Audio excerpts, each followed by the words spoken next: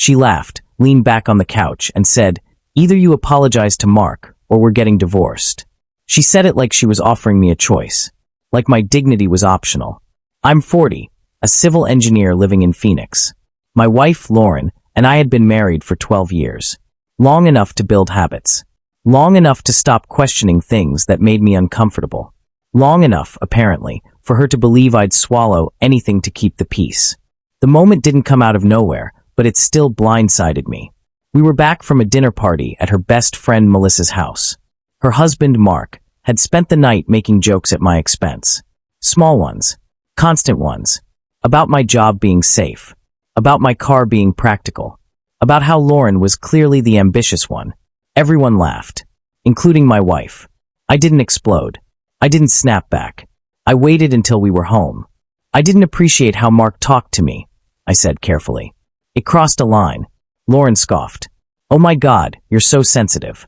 That word again. Sensitive. It followed me through the marriage like a diagnosis. "I'm not asking for a fight," I said. "I just want respect." She smiled then. Not kindly. Amused. "Mark thinks you're insecure," she said. And honestly, I agree. That's when she delivered the ultimatum. "Call him tomorrow. Apologize for making things awkward," she said. "Or we're done. I'm not staying married to someone who embarrasses me in front of my friends." The betrayal wasn't about Mark. It was about watching my wife side with another man's ego over my self-respect. It was the certainty in her voice that I'd comply. That I always had. Looking back, the background makes painful sense. Lauren and I met in our late 20s. She was magnetic, social, ambitious in a way that drew rooms toward her. I was steadier, quieter. I supported her career shifts, her social climbing, her need to be admired. Somewhere along the way, I became an accessory instead of a partner. The distance showed up in small humiliations. Correcting my stories mid-sentence. Joking about my lack of drive. Sharing private arguments with her friends for laughs. I told myself marriage meant compromise. I didn't realize compromise had turned into erasure. The confrontation came the next morning. She was already dressed for work, coffee in hand. "I thought about it," I said. "I'm not apologizing." She raised an eyebrow. "So you're choosing divorce?" "No," I said. "You are." She laughed. Actually laughed. "You think you're the victim here?" she asked.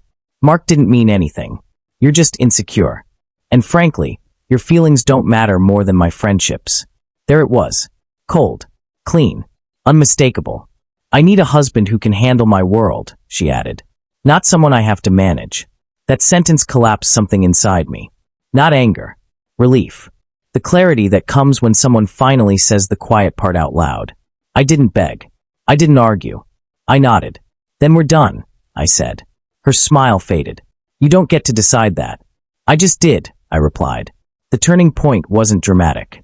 I packed a bag.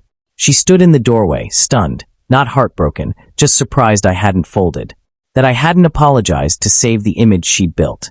"You're really throwing this away?" she asked. "No," I said. "I'm keeping what's left of me." I stayed with a colleague for a few weeks. The silence was unbearable at first. Then it became honest. No one mocking my pauses. No one demanding I shrink. Lauren sent messages. At first angry. Then strategic. Then nostalgic. She never apologized. She just reframed. "We both made mistakes. You took things too seriously. Mark thinks this got blown out of proportion."